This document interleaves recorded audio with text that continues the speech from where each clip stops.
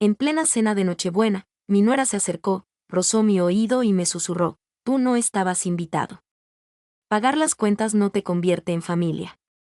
Tomé un sorbo de vino, sentí el líquido bajar como lumbre por mi garganta, y con una calma que ni yo mismo conocía, le respondí: «Entonces espero que tengas los 160,000 pesos del predial que vencen mañana». A la mañana siguiente, pero me adelanto. Qué bueno que estás aquí, al calor de esta historia. Acompáñame hasta el final y cuéntame en los comentarios desde qué ciudad me escuchas, para saber hasta dónde ha viajado mi voz en la noche. Mi nombre es Jorge y tengo 59 años. Yo creía saber lo que significaba la palabra familia, hasta esa Nochebuena en que las palabras susurradas por mi nuera lo cambiaron absolutamente todo.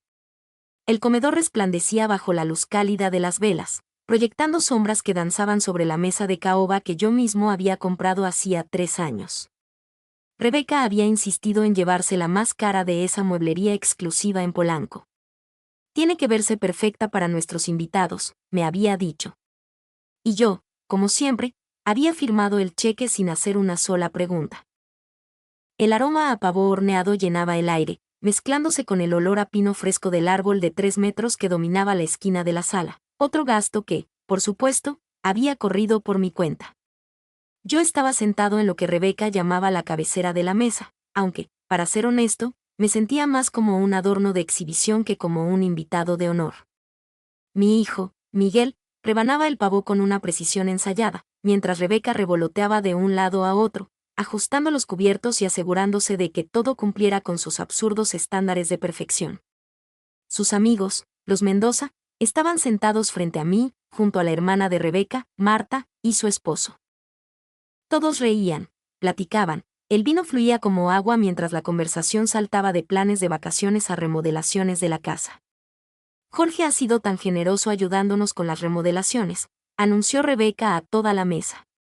Su voz llevaba ese tono particular que usaba cuando quería sonar agradecida, pero que de alguna manera lograba que sonara como una obligación. No habríamos podido pagar la cocina nueva sin él. La mesa entera emitió murmullos de apreciación, pero yo noté la forma en que lo dijo. No dijo «mi suegro nos ayudó» o «Jorge decidió apoyarnos». Simplemente soltó el dato, como quien menciona que mañana va a llover. Tomé un sorbo de mi copa, observando cómo Miguel asentía dándole la razón a su esposa. ¿En qué momento mi hijo había dejado de mirarme a los ojos durante estas pláticas? ¿Cuándo había empezado a tratar mi presencia en las reuniones familiares como un peaje que debía pagar, en lugar de algo que disfrutar? La conversación fluyó hacia otros rumbos, pero mi mente comenzó a divagar, recordando lo distintas que solían ser las cosas. Después de que mi esposa Sara falleció, hace 4 años, me volqué por completo en apoyar a Miguel y a Rebeca. Estaban ahogados con la hipoteca. Rebeca no trabajaba porque estaba estudiando para sacar su licencia de bienes raíces, y tenían el sueño de formar una familia. Yo fui feliz de ayudarlos. Creía que eso es lo que hacen los padres, lo que hace la familia. Pero, en algún recodo del camino, mi ayuda se había transformado. Dejaron de ser gestos generosos para convertirse en contribuciones obligatorias. La ayuda mensual para la hipoteca se volvió un cargo automático. Los recibos de la luz y el agua empezaron a llegar directamente a mi nombre. Cuando su coche se descompuso, no me preguntaron si podía prestarles dinero, me preguntaron qué agencia prefería yo para tramitar el financiamiento. «Papá, ¿me pasas el vino?». La voz de Miguel me arrancó de mis pensamientos. Alcancé la botella, notando cómo me llamaba papá frente a las visitas, pero apenas cruzaba palabra conmigo cuando estábamos a solas. Rebeca le estaba contando a Marta sobre sus planes para unas vacaciones de verano en Europa, describiendo suites de hotel y reservaciones en restaurantes con la confianza casual de alguien que jamás se ha preocupado por el precio, porque sabe que alguien más abrirá la cartera. «Suena carísimo», comentó Marta con una carcajada. «Ay, nos las arreglaremos», respondió Rebeca, restándole importancia con un ademán de la mano. «Jorge siempre se asegura de que no nos falte nada». Ahí estaba otra vez. Esa frase que me revolvía el estómago. No era «estamos agradecidos por el apoyo», sino la absoluta presunción de que yo lo haría, de que yo debía hacerlo. Que era mi obligación mantenerlos cómodos. Pedí disculpas y me levanté para ir al baño, necesitaba alejarme de esa mesa un momento. Mientras caminaba por el pasillo, la voz de Rebeca me alcanzó desde el comedor. «Has sido tan bueno con nosotros», estaba diciendo. «No sé qué haríamos sin él». Esas palabras debieron haberme calentado el corazón, pero algo en su tono me obligó a detener mis pasos. Me quedé inmóvil en la penumbra del pasillo, escuchando. «Tienen mucha suerte de tenerlo», escuché que respondía Marta. «Uy, sí, la tenemos», continuó Rebeca. «Aunque, si te soy sincera, a veces creo que él saca más provecho de esto que nosotros. Ya sabes lo solo que se ha sentido desde que murió Sara. Tenernos cerca le da un propósito, ¿me entiendes?» El pecho se me cerró como un puño. ¿Así era como lo veía? ¿Pensaba que yo pagaba sus deudas porque era un viejo solitario y desesperado por comprar su compañía? Regresé a la mesa, forzando una sonrisa al sentarme. La plática había cambiado de rumbo, pero las palabras de Rebeca seguían rebotando en mi cabeza como un eco venenoso. El resto de la cena pasó en un borrón de cortesías fingidas y un vino que cada vez me sabía más amargo. Cuando la noche empezó a apagarse y los invitados se preparaban para marcharse, me descubrí recogiendo los platos, un viejo hábito de mis años de matrimonio con Sara. Rebeca estaba en la cocina, metiendo cosas al lavavajillas con movimientos rápidos y eficientes.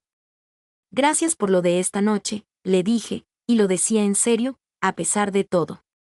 La cena estuvo hermosa. Ella se detuvo, mirándome con una expresión que no supe descifrar. «Claro. Aunque, el próximo año tal vez deberíamos considerar hacerla en casa de Marta. Su comedor es más grande». «Pero esta es nuestra tradición», respondí, confundido. «Hemos sido los anfitriones de la Navidad aquí durante los últimos 3 años». La sonrisa de Rebeca fue delgada, casi condescendiente. «Jorge, necesito decirte algo». Se acercó, bajando la voz para que Miguel no pudiera escucharla desde la sala, donde seguía despidiendo a los Mendoza. Su perfume era fuerte, casi asfixiante en el espacio reducido de la cocina. «Tú no estabas realmente invitado esta noche», susurró. Las palabras me golpearon como un balde de agua helada. «Digo, vives aquí, así que obviamente ibas a estar presente, pero esta no es tu cena. Pagar las cuentas no te convierte en familia». Sentí que el mundo se inclinaba bajo mis pies. La copa de vino que sostenía de pronto se sintió pesadísima. «¿Qué dijiste?» «No intento ser cruel», continuó con ese mismo tono bajito y afilado. «Pero creo que te has confundido sobre tu papel en esta casa. Eres el padre de Miguel y estamos agradecidos por tu apoyo económico, pero eso no significa que tengas derecho a insertarte en nuestra vida social como si fueras el dueño de la casa». Las paredes de la cocina parecieron encogerse. 4 años creyendo que estábamos construyendo algo juntos, pensando que nos estábamos convirtiendo en una verdadera familia, y ella me estaba diciendo en la cara que yo no era más que un inquilino que pagaba muy bien. Tomé un sorbo lento de vino. Mis manos estaban sorprendentemente firmes, a pesar del terremoto que me estaba sacudiendo el alma. Cuando la miré a los ojos, mantuve mi voz en calma, bajo control absoluto. «Entonces espero que puedas arreglártelas para pagar los 160,000 pesos que vencen mañana por tu cuenta». El rostro de Rebeca palideció. «¿Qué 160,000 pesos?» «El recibo del predial que llegó la semana pasada. Vence el 26 de diciembre. Planeaba pagarlo yo mañana por la mañana, pero, como no soy realmente de la familia». Me encogí de hombros y tomé otro sorbo de vino. «Jorge, yo no quise decir». «Oh, claro que quisiste decirlo», la interrumpí en voz baja. «Cada palabra». Dejé la copa sobre la barra de granito y caminé hacia la sala, donde Miguel seguía riendo con los últimos invitados. Rebeca me siguió de cerca, con pasos rápidos y nerviosos. Al ver a mi hijo reír con sus amigos, me di cuenta de algo que debió haber sido obvio desde hace años. Había estado tan desesperado por mantener un vínculo con él tras la muerte de Sara, que permití convertirme en una conveniencia en lugar de un padre. Había confundido ser necesitado con ser amado. Los invitados por fin cruzaron la puerta y Miguel se volvió hacia mí con esa sonrisa educada que había perfeccionado. «Gracias por la cena, papá». Rebeca se lució. Asentí, estudiando su rostro. ¿Cuándo había aprendido mi hijo a mirarme como se mira a un extraño servicial? ¿Cuándo fue que el calor del cariño se reemplazó por el frío de la obligación? Miguel, le dije. ¿Sabes cuándo vence el pago del predial? Él frunció el ceño. ¿El predial? No sé. Rebeca maneja todo eso contigo. ¿Y qué me dices de la mensualidad de la hipoteca? ¿O los recibos de la luz y el agua? Su confusión se hizo más profunda. Papá, sabes que yo no me meto en nada de eso. Tú y Rebeca se arreglan con esas cosas. Y ahí estaba la verdad desnuda. Mi hijo no tenía la más remota idea de cuánto dinero aportaba yo a su vida, porque nunca había tenido la necesidad de pensarlo. Para él, yo era solo una presencia en el fondo, una maquinaria silenciosa que aseguraba que todo funcionara a la perfección mientras él vivía su vida. Me fui a la cama esa noche con las palabras de Rebeca taladrándome la mente. Asterisco, pagar las cuentas no te convierte en familia, tenía razón, por supuesto. Pero lo que ella no entendía era que me había enseñado una lección mucho más valiosa de lo que pretendía. Si pagar las cuentas no me hacía familia, entonces tal vez era hora de dejar de pagarlas. Mientras yacía en la oscuridad, mirando el techo de la recámara principal, la que me habían cedido en su casa, la casa cuya hipoteca yo llevaba pagando 3 años, recordé la plática que había tenido con mi abogado el mes anterior. Esa charla sobre la protección de mis bienes. Sobre qué pasaría con todos estos arreglos financieros si algo me llegaba a suceder. Rebeca creyó que me había puesto en mi lugar con su crueldad susurrada. Lo que no sabía era que me acababa de regalar la claridad que me había faltado durante años. El día de mañana iba a ser muy, muy interesante. Desperté a las 6:30 de la mañana de Navidad con el sonido del celular de Rebeca sonando en la cocina, en la planta baja. Luego sonó otra vez. Y otra. Para la cuarta llamada, pude escuchar su voz, afilada por la irritación, contestando. Había dormido mejor que en meses. Por primera vez en años, tenía una visión cristalina de donde estaba parado. Las palabras de Rebeca habían cortado profundo, pero el corte había sido limpio, amputando cualquier ilusión a la que yo me hubiera estado aferrando sobre nuestra relación. Me preparé un café en la tranquilidad de mi cuarto, usando la pequeña cafetera que había comprado después de demasiadas mañanas bajando a la cocina solo para descubrir que se les había olvidado hacer suficiente para mí. Por la ventana, veía la casa de los vecinos, ya vibrante con la emoción de la mañana de Navidad. Niños corriendo en pijama. Recordé cuando Miguel tenía esa edad, como Sara y yo nos quedábamos despiertos la mitad de la noche armando juguetes y preparando sorpresas elaboradas.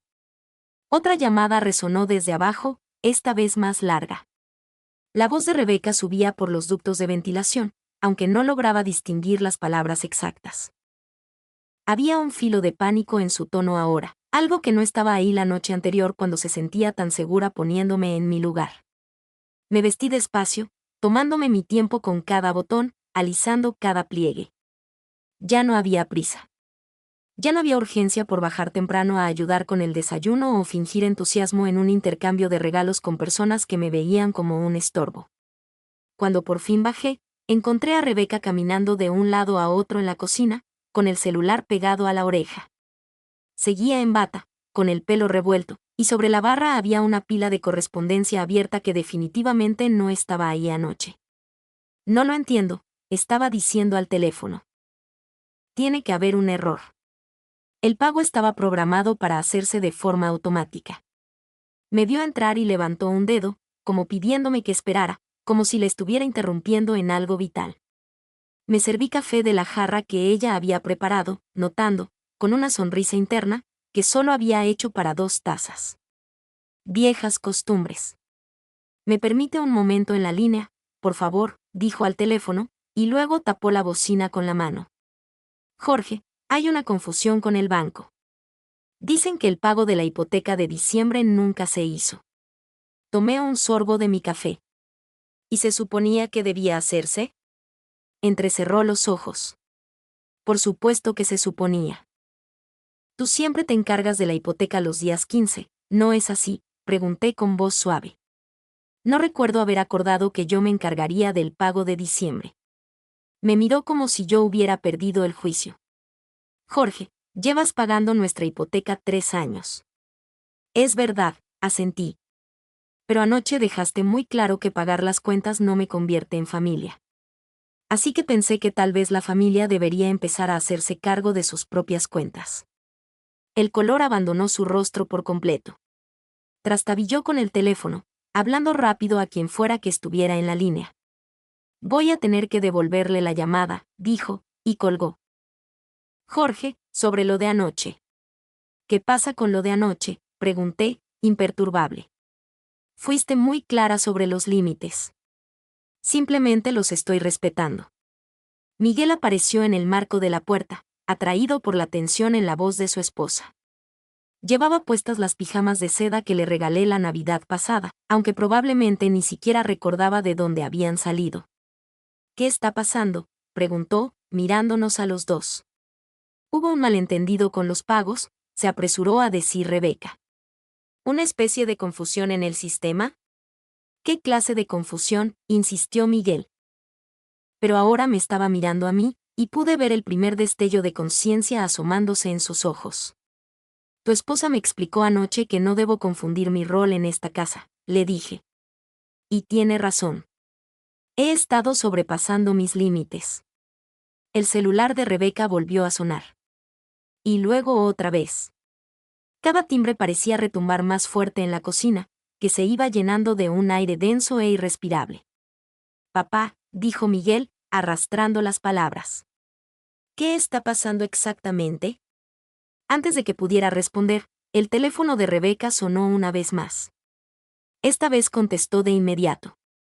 Su voz estaba tensa como una cuerda de violín. Administración de inmuebles, sí, habla Rebeca. ¿Cómo que el pago fue rechazado? Le lanzó una mirada de pánico a Miguel. Eso es imposible. Déjeme revisar y le llamo de vuelta. Colgó e inmediatamente empezó a marcar otro número. Esto es una locura, murmuró. Los del predial están diciendo lo mismo. Es como si todos los pagos se hubieran congelado al mismo tiempo. Me rellené la taza de café, notando lo silenciosa que se había vuelto la casa, a excepción de las llamadas cada vez más frenéticas de Rebeca. No había música navideña, ni emoción por abrir regalos, ni el calor de una mañana de fiesta. Solo la fría y cruda realidad de lo que realmente costaba su estilo de vida. La Comisión Federal de Electricidad también, decía Rebeca al teléfono. Pero eso no puede estar bien. El pago estaba domiciliado para el día 23. Miguel ya estaba completamente despierto. La situación por fin había logrado penetrar su habitual neblina matutina. Rebeca, ¿qué está pasando con todos estos recibos? Ella volvió a tapar el teléfono. No lo sé. Todos están siendo rechazados. La luz, el agua, la hipoteca, el predial, hasta el servicio de jardinería. ¿Cómo es eso posible?, preguntó Miguel. Dejé mi taza sobre la mesa con mucho cuidado. Es posible porque cerré la cuenta bancaria de donde salían todos esos pagos domiciliados. El silencio que siguió fue ensordecedor. El teléfono resbaló un poco en la mano de Rebeca. Miguel abrió la boca, pero no salió ningún sonido. ¿Tú qué?, susurró Rebeca. Cerré la cuenta, repetí con la misma calma. Ayer por la mañana, de hecho. Justo después de hablar con mi abogado sobre la protección de mi patrimonio. Lo gracioso de los pagos automáticos es que solo funcionan cuando hay dinero en la cuenta para cobrarlos. Miguel se dejó caer en una de las sillas de la barra. Papá, no entiendo. ¿Por qué harías algo así? Miré a mi hijo. A este hombre que yo había criado, que genuinamente no podía entender por qué yo dejaría de financiarle su vida de lujos después de que me dijeran en mi cara que no era de la familia. Porque, Miguel, tu esposa me dejó muy claro anoche que yo necesitaba entender cuál era mi lugar. Y mi lugar, aparentemente, no está en su familia.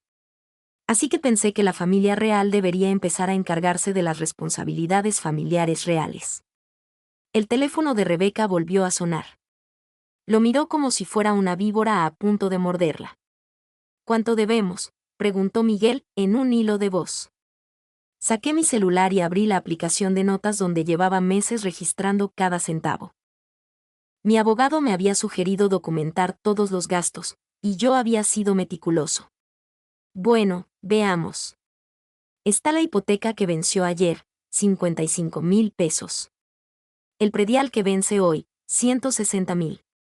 El recibo de la luz, 9,000 pesos. El agua, 4,000. El internet y el cable, 3,800. El jardinero, 6,000 pesos.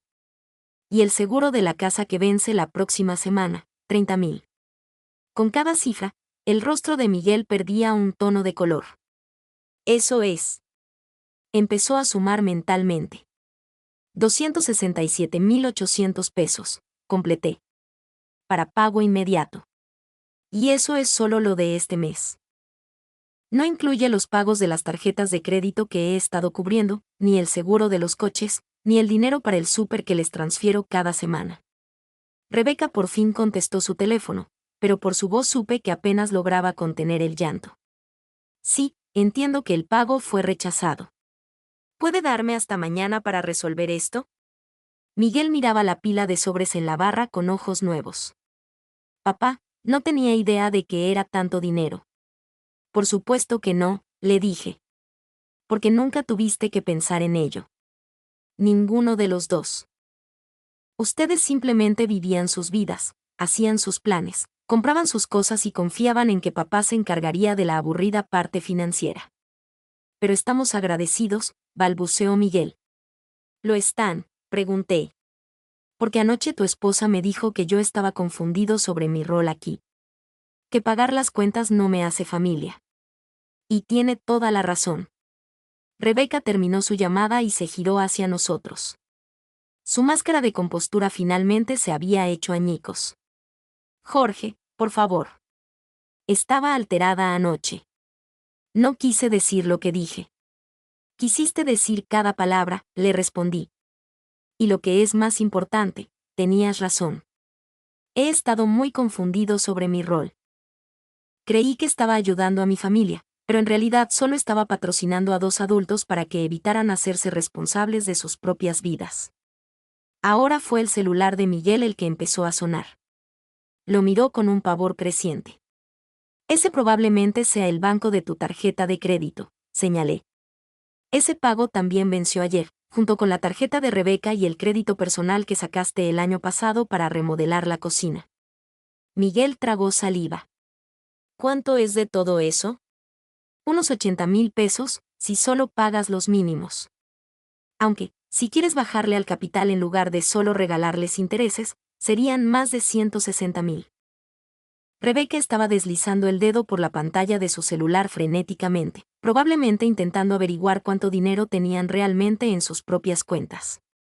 Por la expresión de su cara, pude adivinar el saldo. Tenemos que arreglar esto, murmuró, hablando más para sí misma que para nosotros.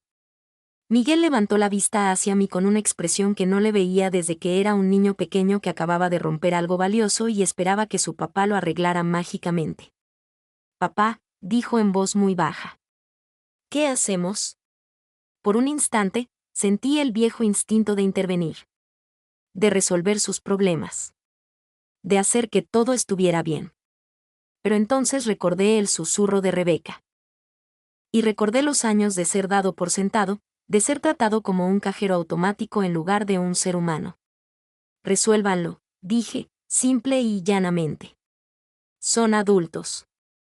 Tienen trabajos. Tienen historial crediticio. Tienen opciones. Simplemente nunca habían tenido la necesidad de usarlas. Me puse de pie, enjuagué mi taza de café y la metí al lavavajillas. Los dos me miraban como si estuviera ejecutando un ritual incomprensible. Voy a salir un rato, anuncié. Tengo unos pendientes que hacer.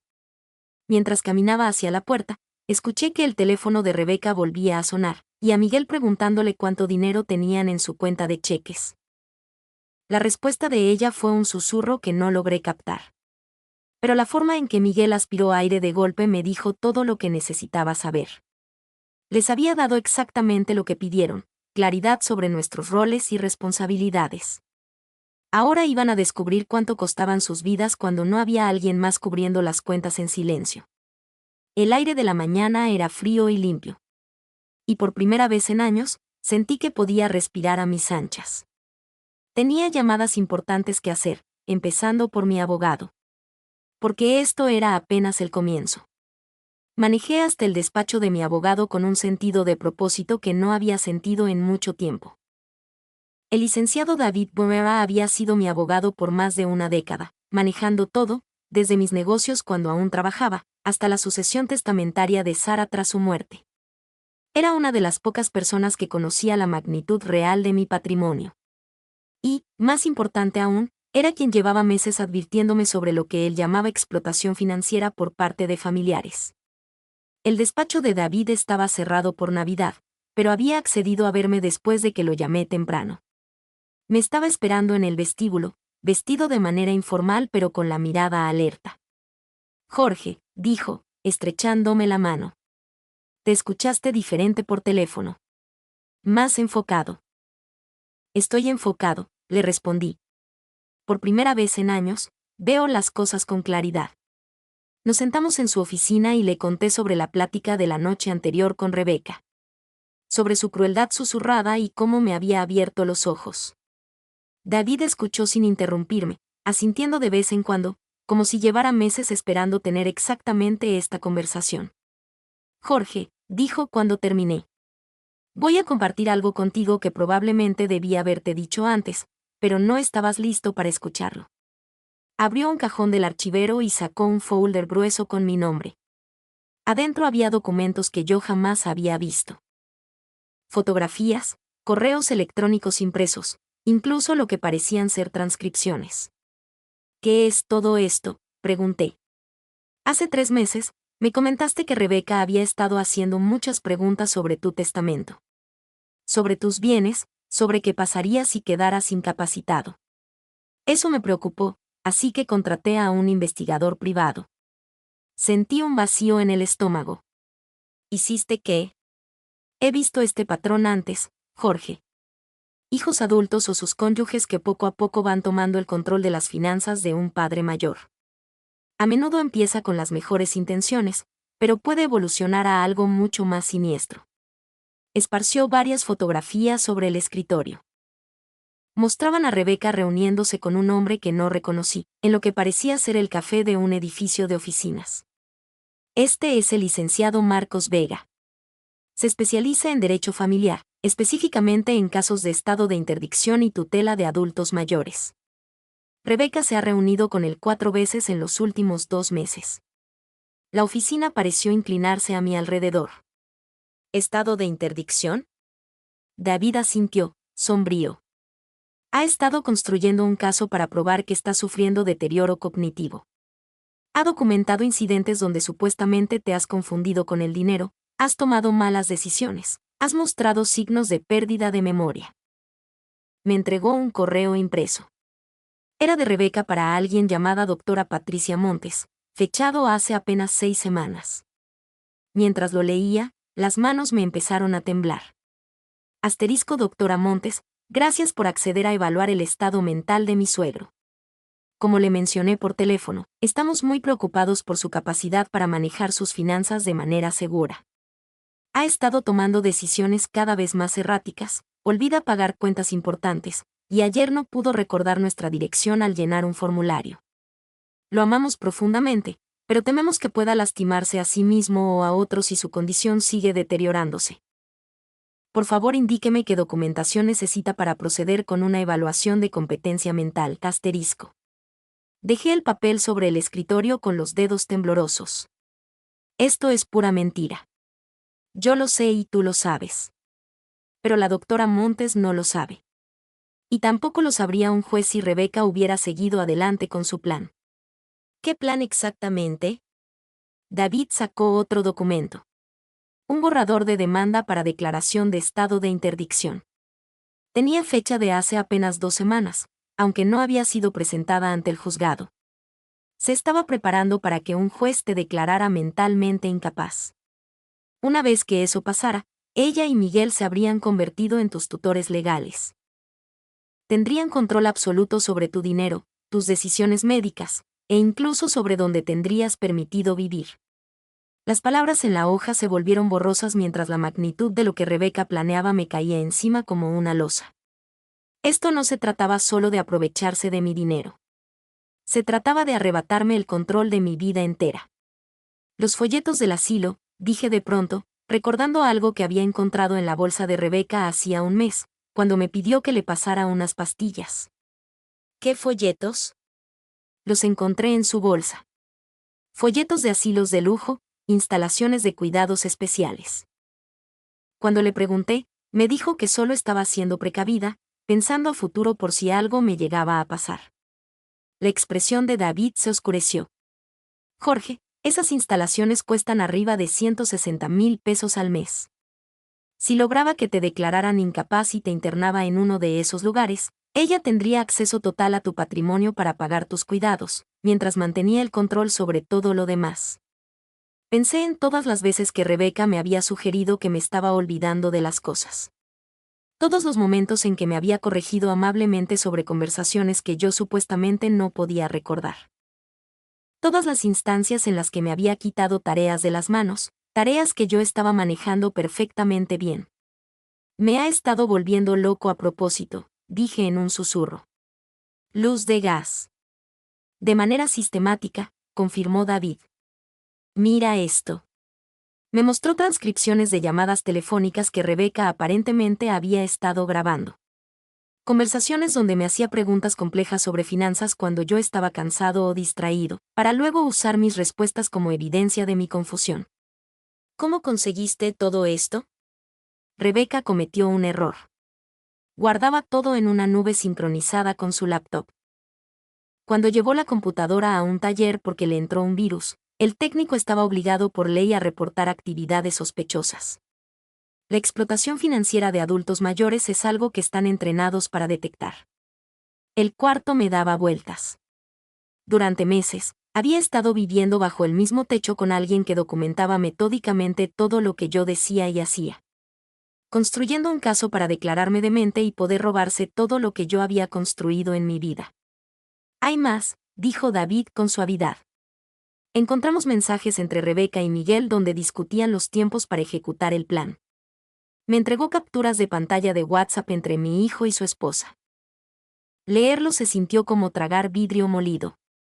Asterisco Rebeca, tu papá se ve más confundido últimamente.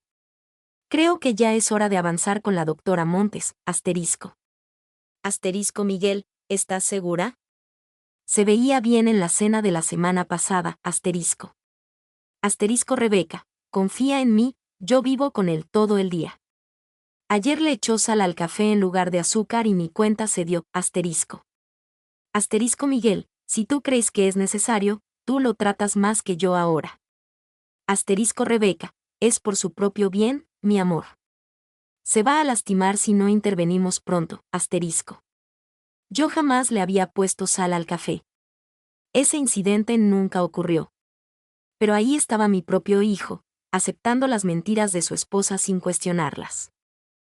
Accediendo a un plan que me despojaría de mi autonomía y mi dignidad. Miguel lo sabía, dije, y la voz me salió como un lamento ahogado. Lo siento, Jorge. Los mensajes sugieren que al principio dudaba, pero Rebeca lo convenció de que era necesario. Pensé en el comportamiento de mi hijo en los últimos meses. Como había empezado a hablarme como si yo fuera de cristal. Como empezó a tomar decisiones por mí en cosas que yo siempre había manejado. Como dejó de incluirme en pláticas importantes porque Rebeca le había dicho que yo ya no entendía. ¿Qué tan cerca estaban de meter la demanda?, pregunté. Muy cerca. Basado en los tiempos de sus mensajes, planeaban meter los papeles en el juzgado justo pasando las fiestas. La cena de Navidad de anoche probablemente iba a ser una de sus últimas oportunidades para documentar tu comportamiento antes de presentar el caso. La ironía me golpeó de lleno. La crueldad de Rebeca anoche, su necesidad de humillarme y ponerme en mi lugar, en realidad me había salvado de algo muchísimo peor que ser su cajero automático. Planeaba robarse mi vida entera. ¿Cuáles son mis opciones?, pregunté. David sonrió por primera vez desde que llegué.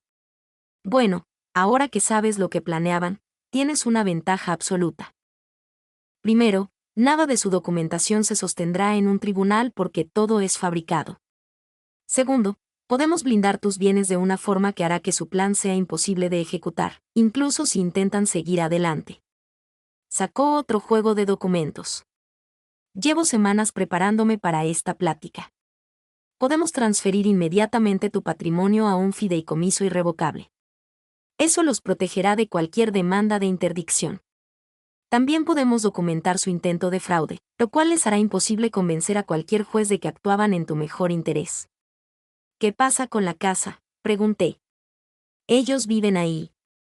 Llevo 3 años pagando la hipoteca. ¿A nombre de quién están las escrituras? Mías. Yo di el enganche y las escrituras están a mi nombre. Ellos solo viven ahí y yo pago todo. La sonrisa de David se ensanchó. Entonces tienes mucho más poder del que ellos imaginan. Jorge, no eres la víctima que ellos creían estar cazando. Estás a punto de convertirte en su peor pesadilla. Mientras firmaba los documentos para transferir mi patrimonio a cuentas protegidas, sentí algo que no había experimentado en años: control.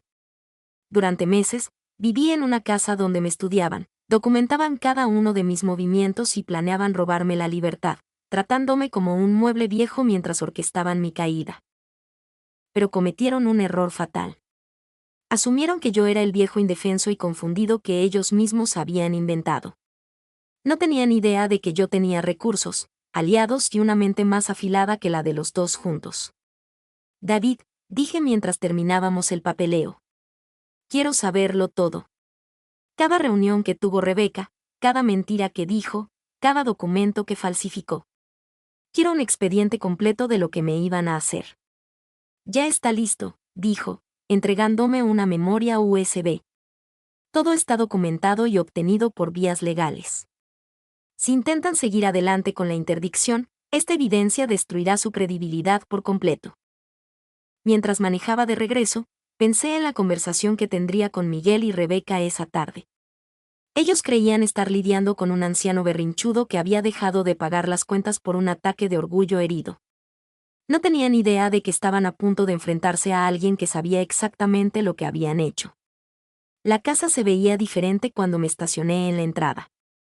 Era el mismo edificio de siempre, pero ya no lo veía como un hogar. Lo veía como la guarida donde 2 personas habían estado conspirando en mi contra, preparando mi jaula. Pero también lo veía como el escenario donde por fin retomaría las riendas de mi vida. Al abrir la puerta principal, escuché a Rebeca al teléfono en la cocina, con la voz quebrada intentando negociar prórrogas con los bancos. Miguel caminaba en círculos por la sala, pasándose las manos por el pelo. Levantaron la vista cuando entré y vi un destello de esperanza en sus ojos. Creían que yo venía a arreglar sus problemas, a restaurar su burbuja de lujos, a volver a ser el dócil cheque en blanco que fui por años. Estaban a punto de descubrir lo equivocados que estaban. La desesperación en el aire era tan espesa que casi se podía cortar con un cuchillo. Rebeca seguía al teléfono, pero ahora con un tono de súplica que jamás le había escuchado. Miguel levantó la vista de los recibos esparcidos sobre la mesa de centro, con la cara demacrada por el estrés. Papá, gracias a Dios que llegaste, dijo, poniéndose de pie de un salto. Tenemos que hablar. Dejé mis llaves sobre la consola con toda la calma del mundo, notando cómo la luz de la tarde entraba por las ventanas, iluminando una casa que ya no me pertenecía emocionalmente. Todo se ve distinto cuando conoces la verdadera cara de quienes viven contigo. Por supuesto, dije. Definitivamente tenemos que hablar. Rebeca colgó y se acercó corriendo. Su habitual elegancia había desaparecido por completo. Tenía el pelo revuelto, el maquillaje corrido y una energía frenética que me resultaba patética. Jorge, te pido perdón por lo de anoche, soltó atropelladamente. Estaba muy cansada. Había tomado demasiado vino. Dije cosas que no sentía. Tú sabes cuánto valoramos todo lo que haces por nosotros. La miré fijamente. Recordé todas las veces que me había pedido perdón de esa misma forma después de soltar veneno. Siempre culpando a factores externos, el estrés, el cansancio, las hormonas. Nunca asumiendo la responsabilidad de su propia maldad. En realidad, Rebeca, Creo que sentías cada palabra que dijiste. Y creo que era exactamente lo que yo necesitaba escuchar. Miguel dio un paso al frente. Papá, lo que sea que haya pasado anoche, podemos arreglarlo. Pero ahorita tenemos una urgencia. Los del banco volvieron a llamar y están hablando de acelerar el cobro de la hipoteca. Los del predial están amenazando con embargar. Necesitamos ponernos al corriente hoy mismo. Me senté en mi sillón de siempre. El mismo sillón que había ocupado durante 3 años mientras me observaban y documentaban como a una rata de laboratorio. Miguel, ¿sabes lo que es un estado de interdicción? Frunció el ceño. ¿Interdicción? Como cuando alguien se vuelve loco. Como cuando alguien acude ante un juez para quitarle a un adulto el control legal sobre su propia vida, argumentando que ya no tiene la capacidad mental para tomar sus propias decisiones. Rebeca se quedó petrificada. Podía verla por el rabillo del ojo, pero mantuve mi mirada clavada en Miguel. No entiendo, dijo mi hijo. ¿Por qué me preguntas eso? Metí la mano en la bolsa de mi saco y saqué uno de los documentos que David me había dado. Era el borrador de la demanda, con el nombre de Rebeca postulándose como mi tutora legal. Porque tu esposa ha estado planeando declararme mentalmente incapaz para poder quedarse con el control legal de todo mi dinero. El silencio cayó pesadamente, como una piedra en un estanque. Miguel tomó el documento con las manos temblorosas y sus ojos recorrieron la jerga legal. Vi cómo su rostro se transformaba, la confusión dio paso al shock, y luego a algo muy parecido al horror. Rebeca, dijo en un hilo de voz. ¿Qué es esto? Ella estaba retrocediendo hacia la cocina, pálida como un fantasma. Miguel, te lo puedo explicar. ¿Puedes? Pregunté, poniéndome de pie. ¿Puedes explicar esto? Saqué los correos impresos, las capturas de pantalla de sus mensajes de WhatsApp, las fotos de ella reuniéndose con el licenciado Vega. Los fui tirando uno por uno sobre la mesa de centro, como si estuviera repartiendo cartas en un juego de póker. ¿Puedes explicar por qué te has estado reuniendo con abogados para declararme demente? ¿Puedes explicar estos correos a psiquiatras inventando mi supuesto deterioro cognitivo? ¿Puedes explicar estos mensajes donde le dices a mi hijo que soy un peligro para mí mismo? Miguel leía los mensajes y con cada línea parecía encogerse un poco más. Rebeca, estos mensajes. Dijiste que mi papá le puso sal al café. Eso nunca pasó. Tú no estabas ahí, susurró ella, débilmente. Tú no lo ves todo el día como yo. Yo también vivo aquí, le gritó Miguel. Jamás he visto a mi papá confundido con nada. Caminé hacia la barra de la cocina, donde Rebeca solía dejar su laptop. ¿Te gustaría ver los folletos de asilos que ha estado coleccionando? Instalaciones que cuestan 160,000 pesos al mes. O tal vez los audios donde grababa nuestras pláticas intentando ponerme trampas para que yo sonara como un viejo senil. La represa de Rebeca finalmente se rompió. Tú no lo entiendes, gritó, con la voz aguda. Estábamos intentando protegerte. Estás envejeciendo. Algún día vas a necesitar ayuda. ¿Protegerme de qué? Pregunté, gélido. ¿De mi propio dinero? ¿De mis propias decisiones? ¿De mi propia vida? Miguel seguía mirando los papeles. Rebeca, aquí dice que planeabas meter la demanda la próxima semana. Pasando Navidad. Lo íbamos a platicar con el primero, dijo ella, desesperada. Mentira, sentencié. Me iban a apuñalar por la espalda. Iban a hacer que me declararan incapaz para encerrarme en un asilo y controlar mis cuentas. La única plática que iban a tener era para decidir en qué bodega de lujo me iban a arrumbar mientras ustedes se gastaban mi dinero. Miguel soltó los papeles, le temblaban las manos. Yo nunca estuve de acuerdo con nada de esto. De hecho, si lo estuviste, dije, señalando los mensajes de WhatsApp. Aquí mismo. Rebeca te dice que cree que es hora de avanzar con el proceso. Y tú le contestas, si tú crees que es necesario, tú lo tratas más que yo ahora. Pensé que se refería a contratarte ayuda para la casa. Un enfermero, alguien de limpieza. Jamás pensé que hablaba de declararte mentalmente incapaz. Rebeca ya estaba llorando a mares, pero eran lágrimas de rabia y frustración, no de arrepentimiento. Los dos están exagerando. Muchas familias tienen que tomar estas decisiones cuando los padres envejecen. Padres que realmente tienen demencia, repliqué. No padres que están en perfectas facultades pero que resultan ser inconvenientemente independientes. Regresé a mi sillón y me senté.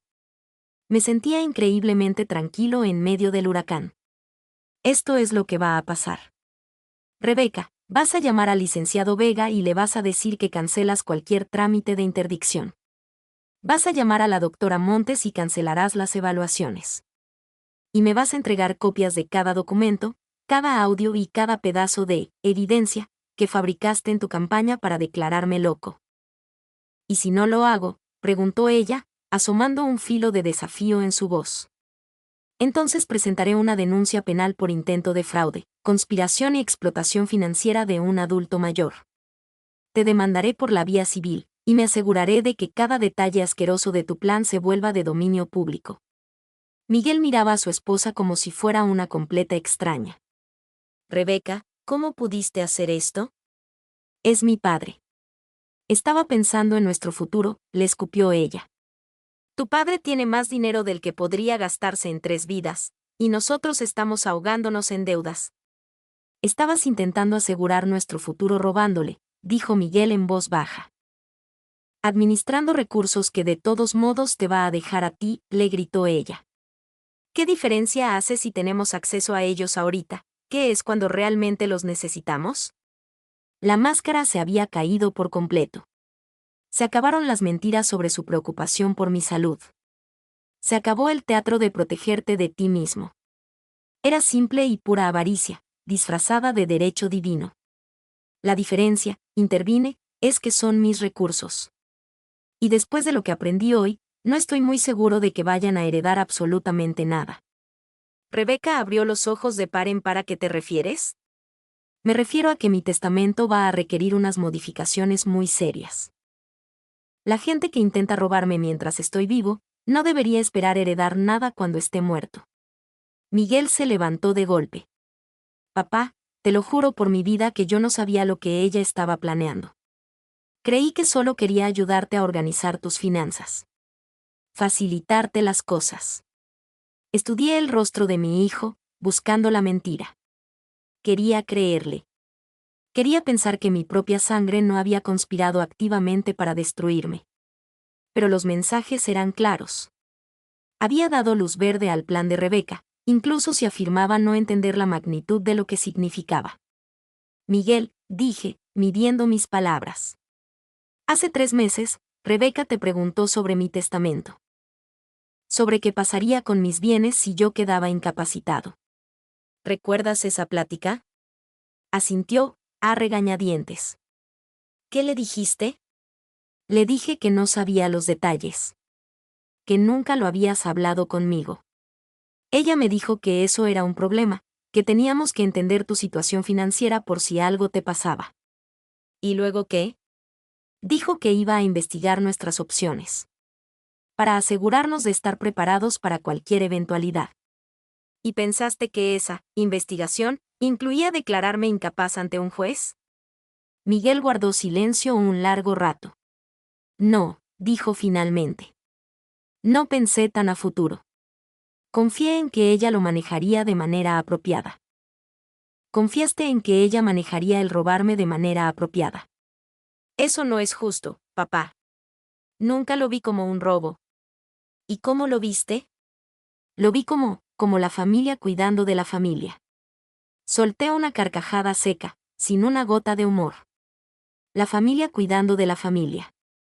¿Así le llamas a conspirar para encerrarme en un asilo y controlar mis cuentas bancarias? El silencio se apoderó de la sala, interrumpido solo por el llanto ahogado de Rebeca. Se había dejado caer en el sillón, con la cara entre las manos, aplastada por el peso de su propio veneno. Esto es lo que va a pasar, dije, levantándome.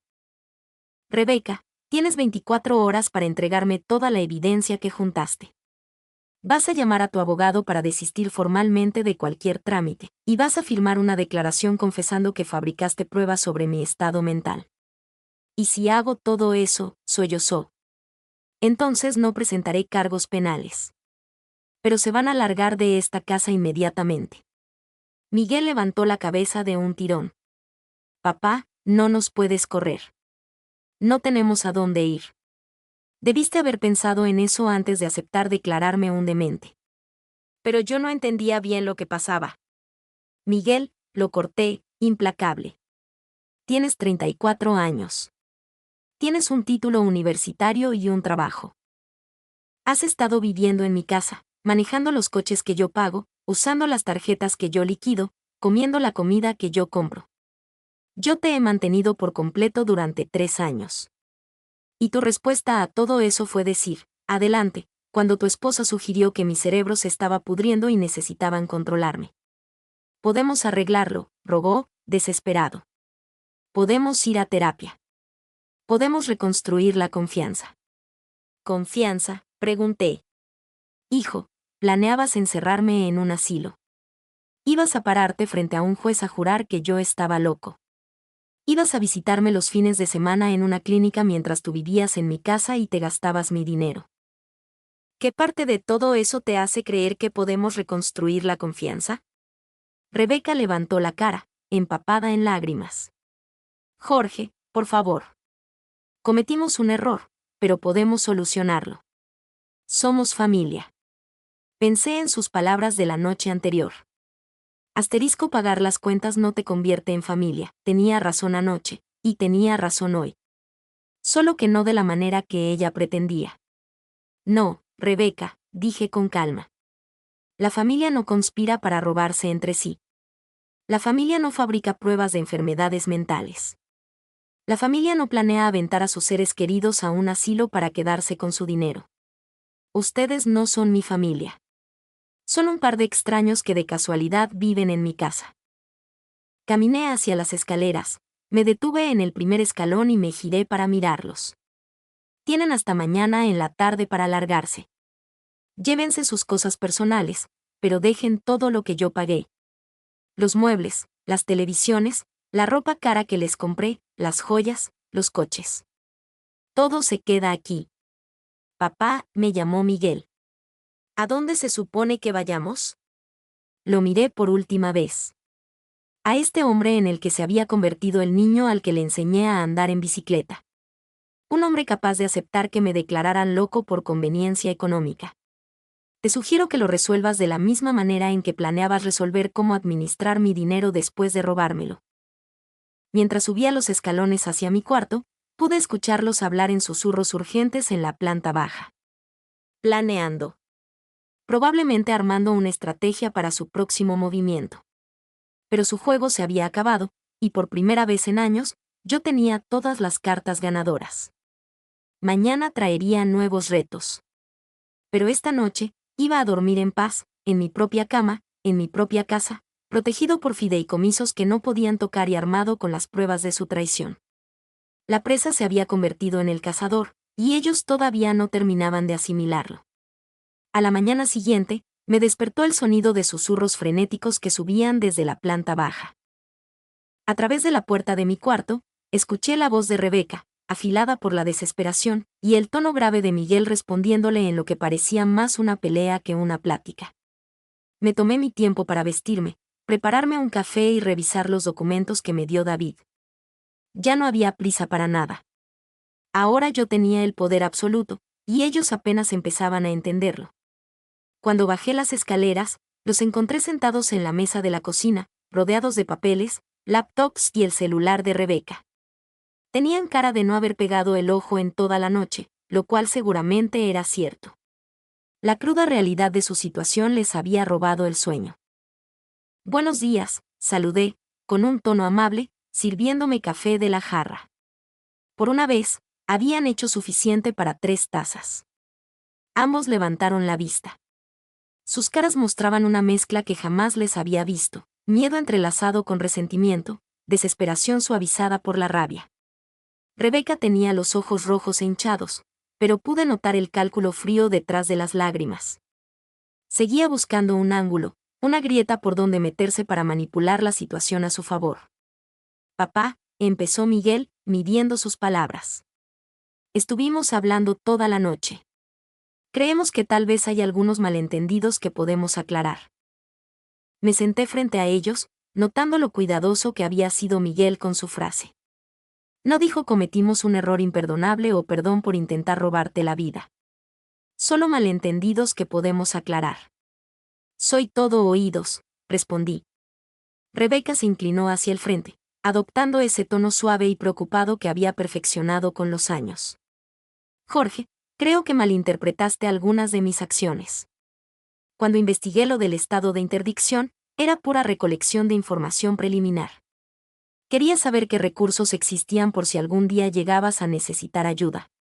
Recolección de información preliminar, repetí. ¿Así le llamas a reunirte con el licenciado Vega 4 veces y pedirle que redacte una demanda de interdicción? Su postura titubeó. Esas reuniones fueron solo consultas. Quería entender el proceso legal, no necesariamente llevarlo a cabo.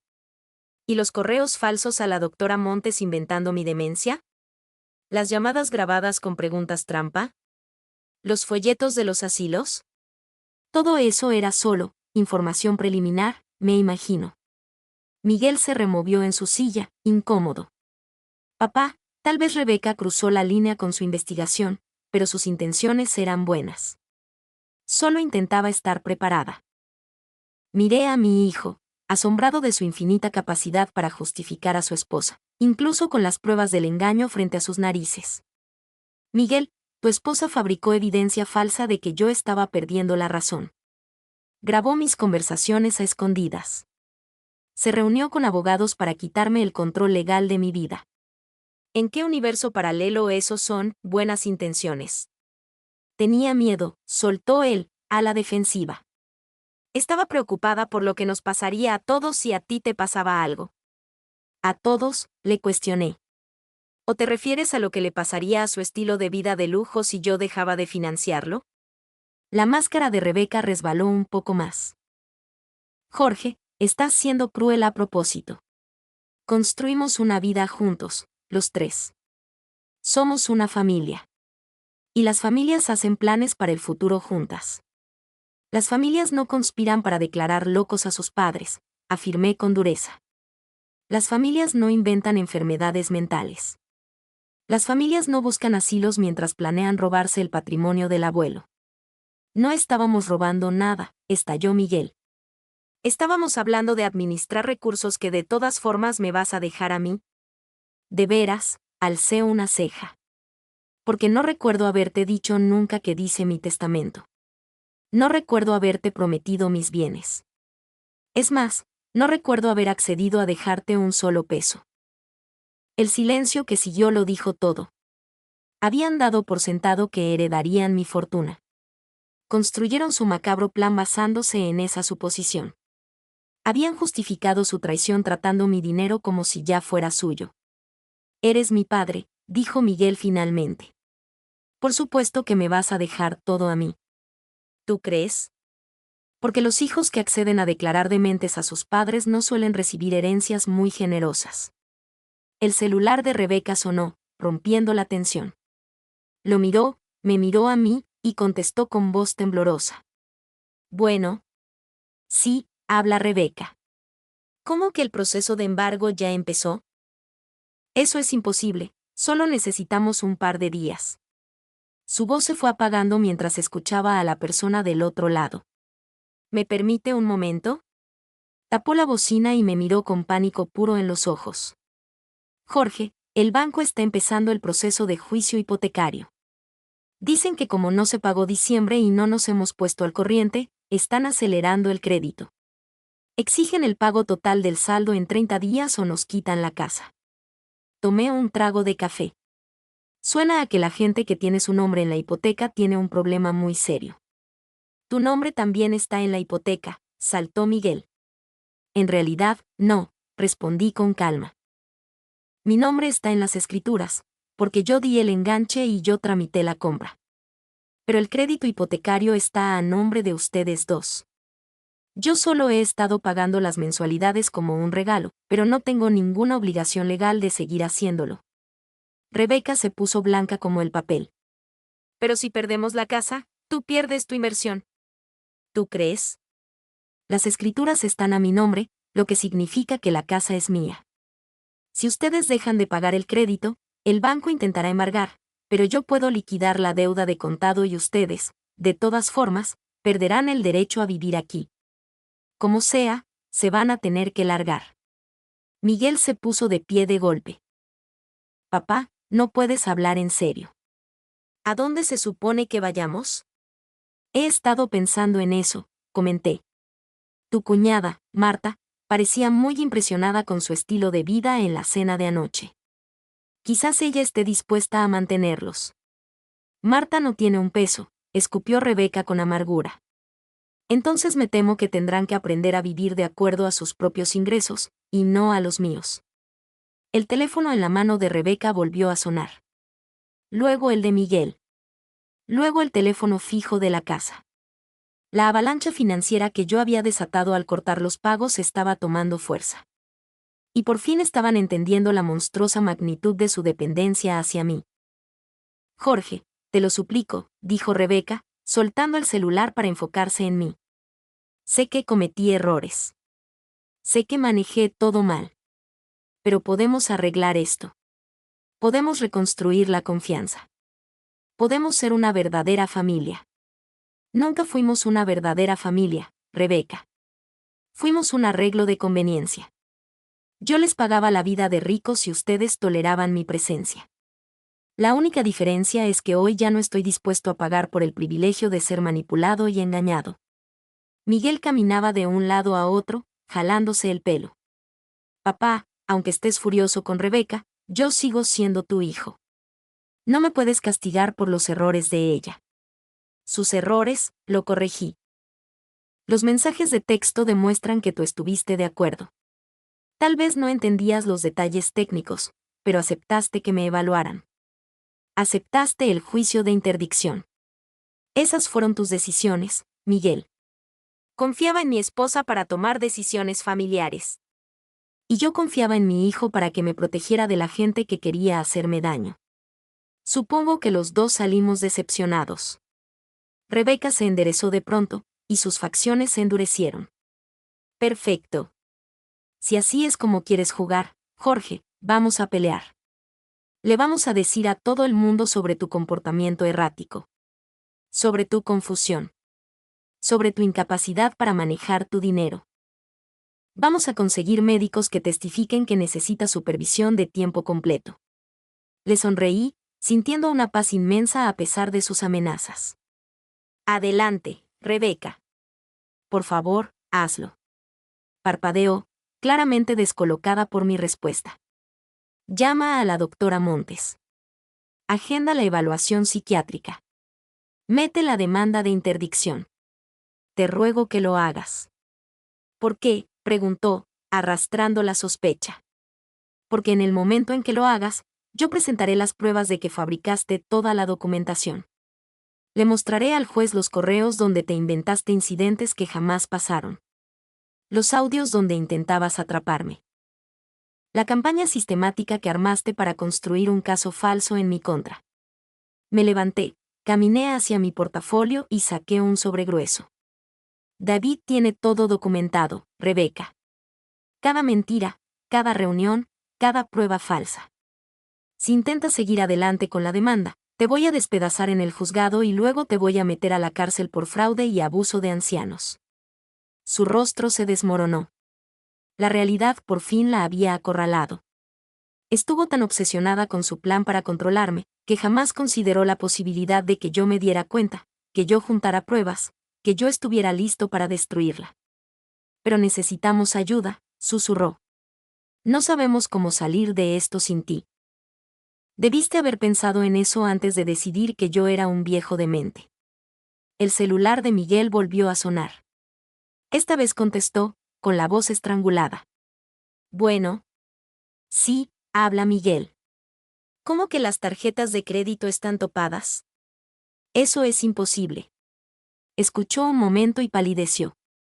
¿Puede decirme cuáles fueron los últimos cargos? Colgó y se quedó mirando la pantalla. Papá, algo pasa con las tarjetas. Dicen que sobrepasamos el límite. ¿De verdad? Pregunté. Pero si casi ni las usamos. Tú las liquidas cada mes antes de que generen intereses. Yo las liquidaba, lo corregí. Cancelé todos los pagos automáticos hace 2 días. Si han estado usando las tarjetas desde entonces, los saldos se han acumulado, más los intereses y las comisiones por pago tardío. Rebeca revisaba la aplicación del banco en su celular frenéticamente. Jorge, tenemos 340,000 pesos en deuda de tarjetas. ¿Cómo es eso posible? Llevan años viviendo por encima de sus posibilidades, dije, simplemente. Yo lo volvía invisible porque pagaba las cuentas cada mes. La deuda siempre estuvo ahí. Solo que nunca tuvieron que darle la cara porque yo la tapaba por ustedes. El sonido de los teléfonos sonando se convirtió en el ruido de fondo constante de la casa. Bancos, servicios, aseguradoras. Todos los que esperaban su pago puntual de mis cuentas ahora llamaban para exigir su dinero. Tenemos que armar un plan, dijo Miguel, desesperado. Tenemos que ver cómo manejar todo esto. ¿Tenemos? Pregunté. Miguel, yo ya no soy parte de su planeación financiera. Ustedes dejaron muy claro que no me consideran familia, que me ven como un estorbo que debe ser administrado y controlado. Los familiares se ayudan. Ustedes ya no son familia. Caminé hacia las escaleras y me detuve. Tienen hasta las 6 de la tarde para vaciar el cuarto. Contraté un camión de mudanza que llegará a las 7 para recoger cualquier cosa que yo haya pagado y que ustedes se lleven, por accidente. Papá, por favor, me gritó Miguel. No nos hagas esto. Podemos arreglarlo. Me di la vuelta por última vez. Planeaban botarme en un asilo mientras ustedes vivían en mi casa y se gastaban mi dinero.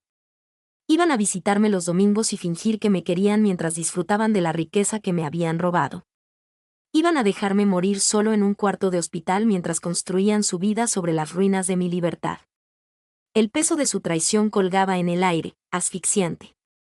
Les estoy dando algo que ustedes jamás planearon darme a mí, continué. Les estoy dando la oportunidad de construir su propia vida, con sus propios recursos, a base de su propio esfuerzo. Es mucha más generosidad de la que se merecen. Mientras subía las escaleras, escuché a Rebeca sollozar a gritos y la voz de Miguel intentando calmarla. Pero ahora había un tono de pánico puro en su plática. Era el sonido de 2 personas que por fin entendían que su castillo estaba construido sobre arena, y que la marea acababa de subir. Yo había pasado 3 años manteniéndolos, y ellos habían pasado meses planeando robarme la libertad. Ahora iban a aprender lo que significaba vivir sin mi dinero, y sin mi vida para robar. Para las 5:30 de la tarde, yo estaba sentado en mi recámara, mirando por la ventana como Miguel y Rebeca subían sus cosas personales a una camioneta rentada. La escena allá abajo era un caos total, cajas mal cerradas, gritos sobre que se podían llevar y que no, Rebeca llorando a mares mientras Miguel intentaba organizar su huida apresurada. Me había pasado la tarde haciendo llamadas para asegurar que la transición fuera impecable. David preparó los documentos legales para desalojarlos de la propiedad. Avise a la luz, al agua y al internet que habría cambio de titular. Incluso agendé a un cerrajero para que cambiara todas las chapas a primera hora de la mañana. Pero la llamada más importante fue a mi asesor financiero, confirmando que absolutamente todo mi patrimonio estaba ya blindado en fideicomisos irrevocables, imposibles de tocar por cualquier demanda de interdicción. Rebeca y Miguel podían conspirar todo lo que quisieran. Jamás volverían a tener acceso a un solo peso mío, ni al control de mi vida. Un golpe en la puerta interrumpió mis pensamientos. Miguel estaba parado en el marco, con la cara demacrada por el agotamiento y algo que podría haber pasado por arrepentimiento genuino. Papá, ya casi terminamos de subir las cosas. ¿Podemos hablar un minuto? Le señalé la silla frente a mi cama. Se dejó caer pesadamente, luciendo mucho más viejo que sus 34 años.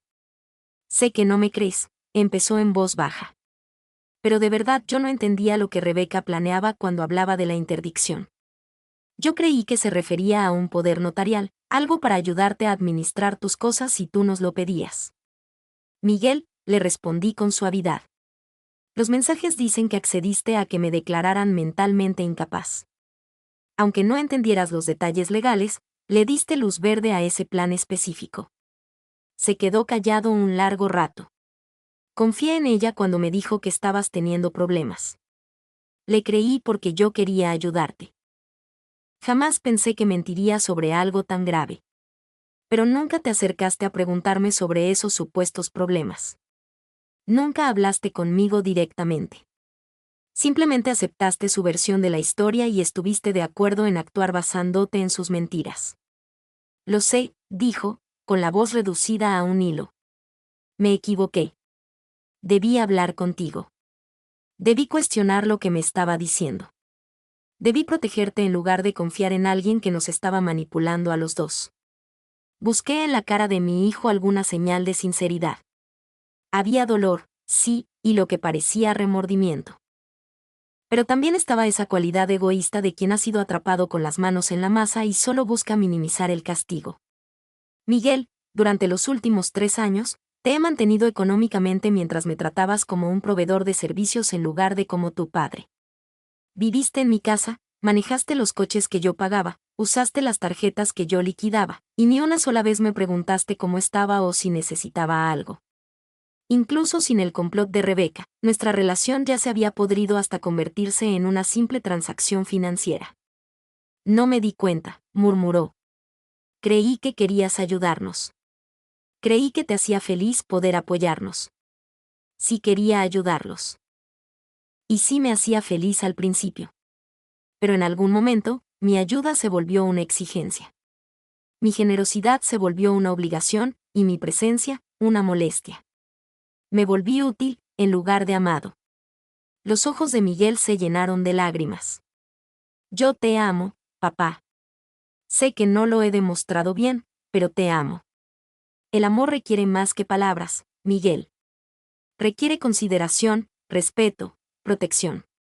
Tú estabas dispuesto a que me declararan loco basándote en las mentiras de tu esposa. Eso no es amor. Lo sé, repitió. Sé que te fallé. Pero, tiene que terminar así. ¿No podemos encontrar la forma de reconstruir lo que teníamos? Miré a este hombre, al mismo niño al que le enseñé a lanzar una pelota de béisbol, y sentí una mezcla abrumadora de cariño, decepción y una tristeza infinita. Lo que teníamos, Miguel, estaba basado en mi dinero y en tu disposición a recibirlo. Esa no es una relación que valga la pena reconstruir. Pero podríamos construir algo diferente, rogó. Algo basado en ser familia de verdad, no en el dinero. ¿De verdad? Porque justo ahora estás sentado aquí pidiéndome perdón, no porque extrañes a tu padre, sino porque necesitas un lugar donde vivir y alguien que pague tus cuentas. La verdad de esa frase quedó suspendida entre los dos, pesada e innegable. Miguel abrió la boca para defenderse, pero la volvió a cerrar. Quizás dándose cuenta de que, en el fondo, su desesperación era económica, no emocional.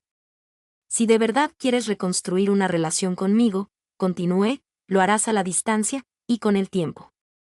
Demostrándome que puedes valorarme como persona y no como cajero automático. Conseguirás tu propio departamento, manejarás tus propias finanzas, construirás tu propia vida. Y entonces, tal vez, algún día, podamos averiguar si todavía queda un padre y un hijo debajo de todos estos escombros. Miguel asintió despacio, con las lágrimas resbalándole por las mejillas. Entiendo. No me gusta, pero entiendo. Qué bueno. Porque entender es el primer paso para empezar a cambiar. Se levantó y se detuvo en la puerta. Papá, por lo que valga, de verdad lo siento. No solo porque nos descubriste, sino por cómo te tratamos. Te merecías algo mucho mejor de nuestra parte. Sí, dije simplemente. Me lo merecía. Después de que salió, escuché la puerta principal cerrarse por última vez, seguida por el motor de la camioneta arrancando. Miré por la ventana cómo se alejaban, llevándose sus cajas empacadas al aventón hacia un futuro incierto. Pero en lugar de tristeza, sentí algo que no había experimentado en años: paz. La casa estaba en silencio. Un silencio real, profundo, por primera vez desde que Miguel y Rebeca se mudaron. No había murmullos sobre dinero. Ni llamadas de cobradores. ni esa tensión que chisporroteaba en el aire como cables pelados. Solo silencio, y la inmensa libertad que lo acompaña. Bajé las escaleras y caminé por los cuartos que ahora eran solo míos. Los muebles que yo pagué, los adornos que yo compré, el espacio que yo mantenía, todo era mío otra vez, sin el peso de malagradecidos ni agendas ocultas. En la cocina, me serví una copa de vino y me senté en la mesa donde Rebeca había escupido su veneno apenas 2 noches atrás. El recuerdo ya no dolía. Si acaso, le estaba agradecido por haber dicho en voz alta la verdad que me permitió abrir los ojos. Mi celular sonó. Era David. Jorge, ¿cómo te sientes? Libre, respondí sin dudarlo. Por primera vez en muchos años, me siento completamente libre. ¿Algún arrepentimiento por cómo manejaste las cosas? Lo pensé un segundo. No. Ellos tomaron sus decisiones basándose en la avaricia y el engaño. Yo simplemente dejé que experimentaran las consecuencias naturales de esas decisiones. ¿Cuáles son tus planes ahora? Voy a vivir mi vida para mí, le dije. Voy a viajar, tal vez haga voluntariado en algún lugar que valga la pena, retomaré pasatiempos que dejé en el olvido. Voy a recordar lo que se siente que te valoren por quien eres, y no por lo que puedes pagar. Suena a un plan perfecto. ¿Y si intentan contactarte? No lo harán, aseguré. Al menos no hasta que hayan agotado todas sus demás opciones. Y para entonces, yo habré construido una vida que ellos no podrán perturbar. Después de colgar, salí a la terraza y me senté en la silla donde solía ver los atardeceres mientras me carcomía la ansiedad por las deudas de Miguel y Rebeca. Esta noche no había preocupaciones. No había angustia por recibos, ni por relaciones rotas. Solo el silencio apacible de un hombre que por fin se había elegido a sí mismo. 3 meses después, estaba sentado en la mesa de un cafecito en la Toscana, leyendo un libro que llevaba años queriendo leer, cuando mi celular vibró con un mensaje de un número desconocido.